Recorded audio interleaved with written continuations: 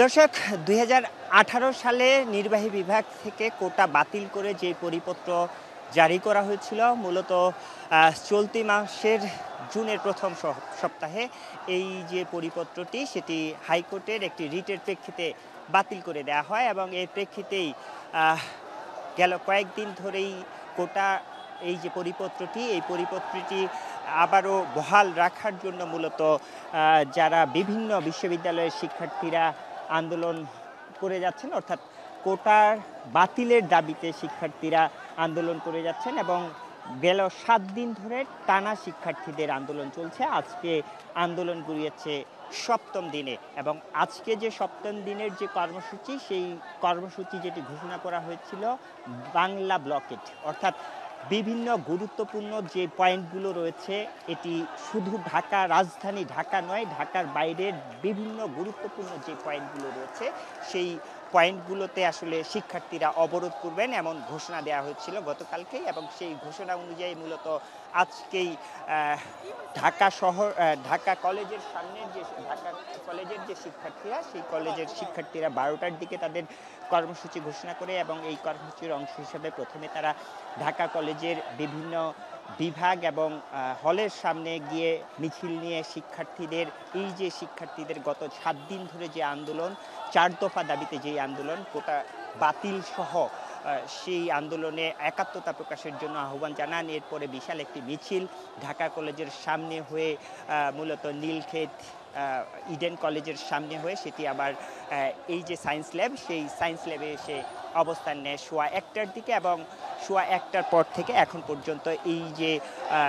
সড়কটি, অর্থাৎ মিরপুর রোড, এই সড়কটি দুই পাশ থেকে বন্ধ করে যানবাহন চলাচল বন্ধ করে দিয়ে শিক্ষার্থীরা অবস্থান নিয়েছেন এবং তাদের যে দাবি, ৪ দফা দাবি, সেই দাবির পক্ষের যে যুক্তি, সেই যুক্তিগুলো আসলে শিক্ষার্থীরা তুলে ধরছেন। এর পাশাপাশি বিক্ষোভ, স্লোগান, জাতীয় পতাকা সহ বিভিন্ন ব্যানার, প্লেকার্ড প্রদর্শন করে তাদের দাবির পক্ষের যে সমর্থন, সেই সমর্থন আদায়ের চেষ্টা করছেন। এখানে প্রায় ১.৫ ঘন্টারও বেশি সময় ধরে শিক্ষার্থীরা যেহেতু এই গুরুত্বপূর্ণ সড়কটি অবরোধ করে রেখেছে, সেই কারণে আসলে এই সড়ক দিয়ে যারা এই সময়টাতে যাতায়াত করছিলেন তাদেরকে বিশাল ভোগান্তির মধ্যে পড়তে হয়েছে এবং বড় ধরনের একটি যানজট সৃষ্টি হয়েছে। এখানে পুলিশের প্রচুর পরিমাণে পুলিশ মোতায়েন করা হয়েছে এবং পুলিশ যারা ট্রাফিক নিয়ন্ত্রণের দায়িত্বে কাজ করছেন, যেহেতু এই সড়কটি দিয়ে আসলে বেশ কয়েকটি জায়গায় আসলে যাওয়া আসা করে মানুষজন, এই গাড়িগুলোকে যেন বিভিন্ন জায়গায় তাদের গন্তব্যে যেতে পারে, সে কারণে মানুষের যে ভোগান্তি, সেই মানুষের ভোগান্তি যেন লাঘব করা যায়, সে কারণে শিক্ষার্থীদের আসলে বোঝানোর চেষ্টা করছেন যেন মানুষের ভোগান্তি না হয়, সেইভাবে তারা যেন আন্দোলনটা চালিয়ে নিয়ে যান। শিক্ষার্থীরা বলছেন এই যে তাদের আন্দোলন, সেই আন্দোলন আসলে মানুষকে ভোগান্তি দেওয়ার জন্য এই আন্দোলন নয়, এই আন্দোলন তাদের যে বৈষম্যের শিকার হচ্ছেন বছরের পর বছর ধরে, সেই বৈষম্যের প্রেক্ষিতে ২০১৮ সালে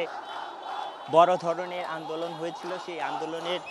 প্রেক্ষিতে আসলে মূলত এই যে কোটা প্রথা বা কোটা, সেই কোটা বাতিল করে দেওয়া হয়েছিল। দর্শক, আপনারা নিশ্চয়ই দেখতে পাচ্ছেন শিক্ষার্থীরা সড়ক অবরোধ করলেও মূলত জরুরি যে পরিবহনগুলো রয়েছে, সেই পরিবহনগুলোকে আসলে তারাই যাওয়ার জন্য জায়গা করে দিচ্ছেন, অর্থাৎ অ্যাম্বুলেন্স সহ অন্যান্য যেই জরুরি পরিবহনগুলো রয়েছে, সেই পরিবহনগুলোকে তারা যাওয়ার জন্য যেন কোনো ধরনের খারাপ অবস্থার মধ্যে তাদেরকে পড়তে না দেয়া পরে, সেই জায়গাটি তারা স্যাক্রিফাইস করছেন এবং তারাই আসলে রাস্তা করে দিচ্ছেন এবং বারবার করে শিক্ষার্থীদের যারা আন্দোলনে নেতৃত্ব দিচ্ছেন তারাই ঘোষণা দিচ্ছেন যেন কোনো ধরনের অ্যাম্বুলেন্সবাহী যে গাড়িগুলো রয়েছে, এর বাইরেও যারা যেসব বিশেষ গাড়ি রয়েছে সেগুলোকে যেন রাস্তা করে দেয়া হয়। যেটি বলছিলাম দর্শক, ২০১৮ সালে টানা দীর্ঘদিন ধরে আন্দোলনের পর যে কোটা ছিল মুক্তিযোদ্ধার ৩০% সহ মোট ৫৬%, সেই কোটা এই আন্দোলনের প্রেক্ষিতে মূলত ২০১৮ সালে এক নির্বাহী আদেশের মধ্যে এই কোটা প্রথা বাতিল করে দেওয়া হয়েছিল এবং এরপরেই মূলত প্রজ্ঞাপন জারি করে দেওয়া হয়েছিল, প্রজ্ঞাপন করা হয়েছিল। এরপরে মূলত যেটি হয়েছে 2024 সালের চলতি মাসের জুনে, অর্থাৎ 5 জুন, এই এক রিটের প্রেক্ষিতে এক ব্যক্তি হাইকোর্টে রিট করেছিলেন। সেই রিটের প্রেক্ষিতে মূলত নির্বাহী বিভাগের অর্থাৎ যেই প্রজ্ঞাপন কোটা বাতিল করে জারি করা হয়েছিল সেটি বাতিল করে দেয়া হয়। তারপর থেকে মূলত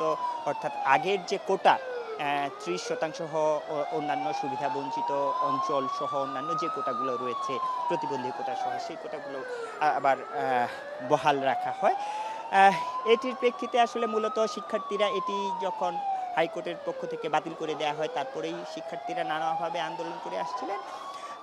গত 7 দিন ধরে আসলে তাদের যে কর্মসূচি, সেই কর্মসূচি টানা কর্মসূচি চলছে এবং এই টানা কর্মসূচির প্রেক্ষিতে আজকে যেটি হয়েছে, আজকে মূলত এক দিন, অর্থাৎ গত বৃহস্পতিবারে তারা মূলত ক্লাস পরীক্ষা, দেশের যে যতগুলো পাবলিক বিশ্ববিদ্যালয় রয়েছে সে পাবলিক বিশ্ববিদ্যালয় সহ স্কুল কলেজের শিক্ষার্থীরা যেন,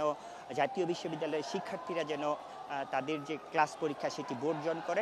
বর্জন করার ঘোষণা এসেছিল। এর প্রেক্ষিতে গতকালকে আসলে তাদের যে কর্মসূচি সেই কর্মসূচিতে কিছুটা পরিবর্তন নিয়ে আসেন। অর্থাৎ তারা প্রত্যেক দিনেই আসলে তাদের নতুন কর্মসূচি ঘোষণা করছেন এবং সেই কর্মসূচির ঘোষণার প্রেক্ষিতেই আজকে তাদের বাংলা ব্লকেড কর্মসূচি, এটি একেবারে নতুন একটি কর্মসূচি। এই কর্মসূচির সঙ্গে আসলে আগে কেউ সেইভাবে পরিচিত ছিল না, তারাই সেটি আসলে পরিষ্কার করেছেন। তারা বলছেন যে তাদের যে দাবি, 4 দফা দাবি, সেই 4 দফা দাবির সমর্থন আদায়ে এটি মানুষকে বা জনমানুষ যেন তাদের যে দাবি, সেই দাবিগুলোকে যেন, দাবির পক্ষে যেন সমর্থন দেন, সেই সমর্থনের আদায়ে মূলত তারা বাংলা ব্লকেড কর্মসূচি, যেন এটি সব দিকের মানুষের কাছে এই মেসেজটি তারা পৌঁছে যান যে তাদের সঙ্গে যে বৈষম্যটি করা হয়েছে কোটার নামে, সেই বৈষম্যটি আসলে তারা তুলে ধরার জন্য এই বাংলা ব্লকেড কর্মসূচি, অর্থাৎ বিভিন্ন গুরুত্বপূর্ণ পয়েন্টে এইরকম করে শিক্ষার্থীরা, বিভিন্ন স্কুল কলেজের শিক্ষার্থীরা, কলেজ বা বিশ্ববিদ্যালয়ের শিক্ষার্থীরা এভাবে আসলে অবরোধ করবেন। আমরা দেখেছি 12টা থেকে মূলত ঢাকা কলেজের শিক্ষার্থীরা এই জায়গায় এসে 12টার দিকে প্রথমে তাদের যে কলেজ ক্যাম্পাস, সেই কলেজ ক্যাম্পাসে বিক্ষোভ মিছিল করেন। এরপরে মূলত মূল সড়ক মিরপুর রোড, ঢাকা কলেজের সামনে দিয়ে নীলক্ষেত হয়ে এই জায়গায় এসে অবস্থান কর্মসূচি গ্রহণ করে এবং তারা যেটি বলছেন যে এই যে মানুষের ভোগান্তি, এই ভোগান্তির বিষয়টি তারা উপলব্ধি করতে পারছেন এবং এই উপলব্ধির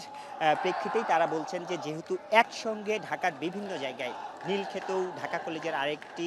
অংশ অবস্থান করার কথা রয়েছে, এখানে যারা রয়েছেন তারা বলছেন, এবং তারা বলছেন যে যেহেতু বিভিন্ন জায়গায় একসঙ্গে ঢাকার সহ সারা দেশেই এই ব্লকের কর্মসূচি রয়েছে, সেই কারণে এক জায়গায় আসলে টানা এভাবে ব্লক করে রাখার আসলে তাদেরও কোনো ইন্টেনশন নেই। তারা মানুষের যে ভোগান্তি, সেই ভোগান্তির বিষয়টিও উপলব্ধি করেন। তারা বলছেন যে এখানে 3টা পর্যন্ত এই জায়গায় অবস্থান করার পর তাদের যে যারা কেন্দ্রীয়ভাবে এই আন্দোলনকে সমন্বয় করছেন,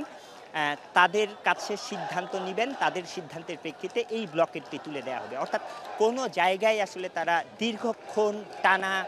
5 থেকে 7 ঘন্টা এইরকম কোনো ব্লকেট বা অবরোধ করে রাখবেন না, সেটি 2 থেকে 3 ঘন্টা পর্যন্ত বা 2 ঘন্টা পর্যন্ত ব্লক করে তারপরে আসলে অন্য যে জায়গাগুলো রয়েছে, অর্থাৎ এইখানকার যে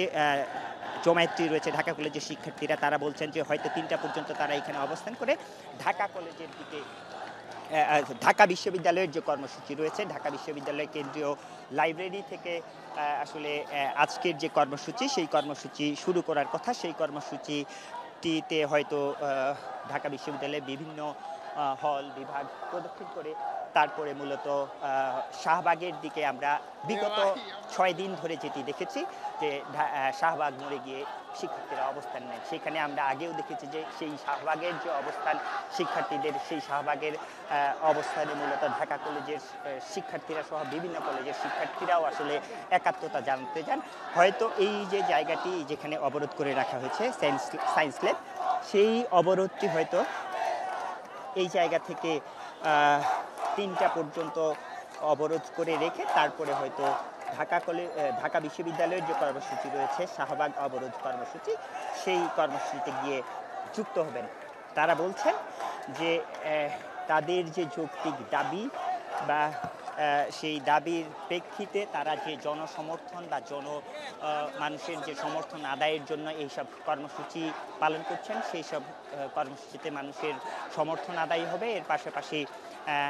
আদালত আপিল বিভাগে একটি শুনানির কথা রয়েছে, হয়তো সেটি কবে শুনানি হবে তারাও নির্দিষ্ট করে বলতে পারছেন না। হয়তো আপিল বিভাগেও শিক্ষার্থীরা, আন্দোলনকারীরা বলছেন যে আপিল বিভাগেও তাদের যে আন্দোলন, তাদের যে 4 দফার যে জায়গাটি সেটি উপলব্ধিতে আনবেন, সরকারেরও বোধোদয় হবে। হয়তো তারা সরকারও এই যে বিষয়টি হাইকোর্টের যে দাবি, তাদের যে দাবিগুলো বা কোটা বাতিল করা হয়েছিল সেটি